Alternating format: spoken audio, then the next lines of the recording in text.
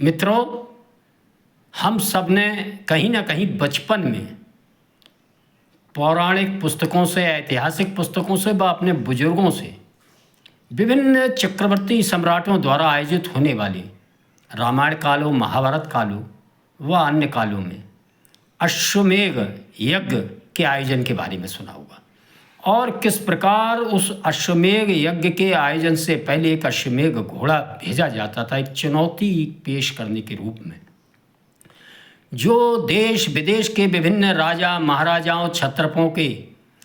शासित प्रदेशों से गुजरता हुआ निकलता था, जिसे चुनौती देना होती थी। वह उस घोड़े की रास थाम कर युद्ध के लिए तैयार होता था। वरना इस प्रकार के क्षत्रप राजा महाराजा उस चक्रवर्ती सम्राट की दासता, उसकी अधीनता व उसके साथ अपना समर्थन व्यक्त करते हुए उस अश्वमेध यज्ञ के आयोजन स्थल पर पहुंचकर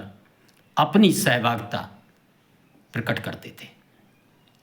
मित्रों, आपकी बात आपके साथ राकेश मोहन त्यागी यूट्यूब चैनल के दद्दा मेरे आज 21 जुलाई के प्रातःकालीन इस 559वें अंक में आप सभी को मेरी राम। आज मैं इस अंक के माध्यम से आपसे इस आधुनिक युग में लोकतांत्रिक ढंग से किस प्रकार लोकसभा के अंदर आयोजित होने वाले एक अश्वमेध यज्ञ आयोजित हो रहा है, जिसको खंडित करने का काम विभिन्न विरोधी दल के नेताओं ने 17 अप्रैल को किया था।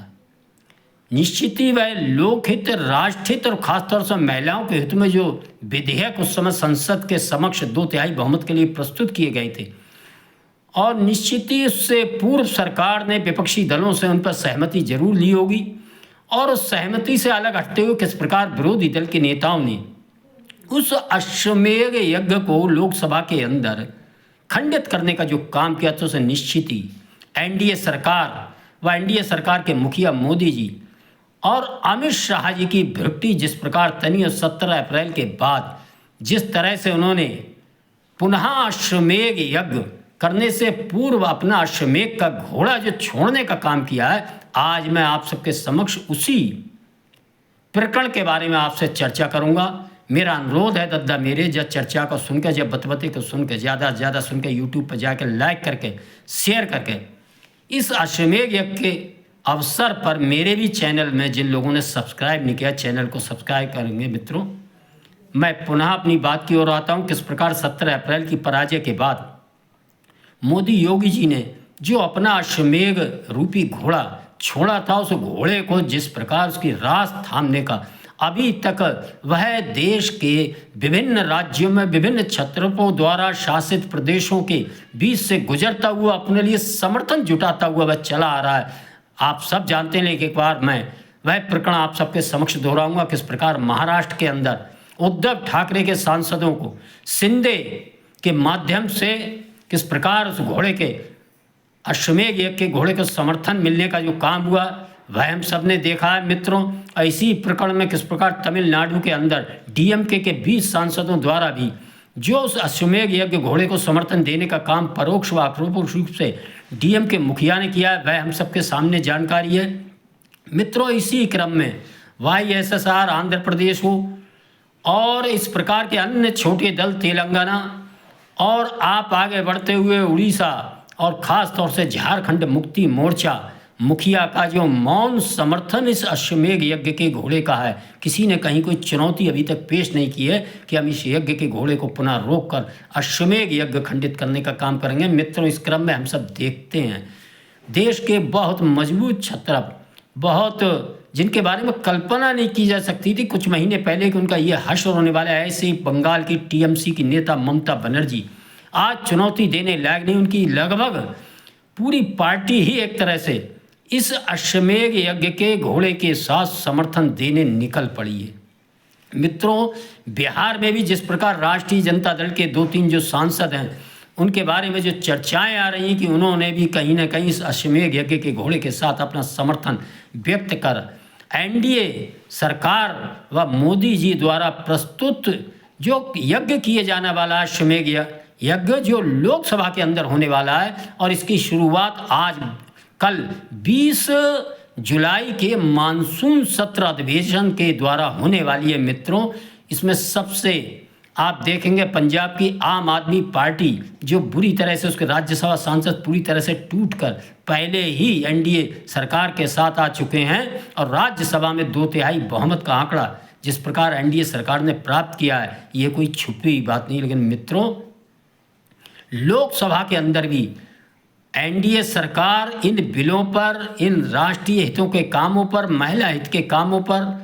खास तौर से डीलिमिटेशन व अन्य इस प्रकार के जो संशोधन प्रस्तुत होने हैं लोकसभा के अंदर, इस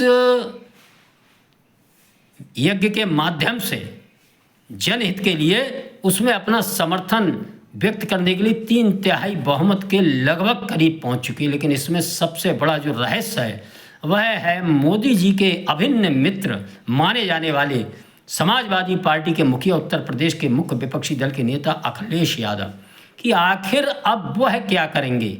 वह मित्र के साथ जाएंगे या किधर जाएंगे, ये देखना दिलचस्प होगा मित्रों। लेकिन मैं इस अंक के माध्यम से आपके ध्यान में लाना चाहता हूं कि इस यज्ञ में कहीं ना कहीं बहुत लोग, अल्पसंख्य लोग खुले में परोक्ष रूप से अपना सहयोग और अपने सहमति का आहुति इस यज्ञ में डालने के लिए स्वयं प्रस्तुत हैं। लेकिन कुछ ऐसे लोग हैं जो अप्रोक्ष रूप से इस यज्ञ में अपनी आहुति डालने का काम करेंगे। मित्रों, इसमें समाजवादी पार्टी व अन्य इस प्रकार के छोटे छोटे दल हैं, उनकी भी आप देखेंगे तो निश्चित ही इनमें से बहुत से लोग हो सकता है तो जिस दिन ये विधेयक प्रस्तुत किया जाए उनको कोई आवश्यक कार्य हो जाए, उनका हवाई जहाज छूट जाए, उनकी ट्रेन लेट हो जाए, हो सकता है वह किसी गंभीर बीमारी से ग्रसित होकर किसी भी अस्पताल में अपने को एडमिट दिखाकर ये क्षमा मांग ले कि आज हम इस वजह से यहाँ प्रस्तुत नहीं हो पाए। मित्रों, नियमानुसार लोकसभा के अंदर जो उपस्थिति होगी उसमें से 2/3 बहुमत का समर्थन इन बिलों के, एक देश एक कानून और महिला आरक्षण के लिए सरकार को चाहिएगा। और निश्चित ही आप देखेंगे कि इस अश्वमेध जो यज्ञ संपन्न होने वाला है इसी मानसून सत्र में, उस यज्ञ में कहीं कोई व्यवधान नहीं आने वाला। इस प्रकार के विभिन्न राजनीतिक दल के नेता जिन्होंने इस अश्वमेध यज्ञ के घोड़े को जो 17 अप्रैल से लगातार देश के अंदर घूमकर अपने लिए चुनौती और अपने लिए समर्थन मांगता हुआ और चुनौती देने वालों से जूझने की बात करता हुआ जो घोड़ा आज भी कल 20 जुलाई को लोकसभा के द्वार पर पहुंचा है और उसके द्वारा जो समर्थन व्यक्त करने उसके साथ लोग आए हैं, आप देखेंगे विभिन्न राजनीतिक दल विभिन्न क्षेत्रों से अखिल भारतीय स्तर पर उसने बहुत बड़े स्तर पर अपने लिए समर्थन जुटाया है। और ऐसी मानसून सत्र में राष्ट्रीय हित के इन विधेयकों पर समर्थन वे व्यक्त करेंगे और राष्ट्र निश्चित ही एक देश एक कानून और महिलाओं को आरक्षण 33% आरक्षण जो एक बहुत बड़ा वायदा देश की आधी आबादी के साथ था, उस पर सफलता के साथ चलेगा। इस अंक में अपने वाणी से विराम देने से पहले मेरा अनुरोध है मित्रों, हम सब भी इस मानसून सत्र में विभिन्न राजनीतिक दलों द्वारा दिए इस अश्वमेध यज्ञ में उनकी आहुतियों को जरूर देखें। कौन परोक्ष दे रहा है, कौन अप्रोक्ष दे रहा है और कौन इन राष्ट्रीय हितों को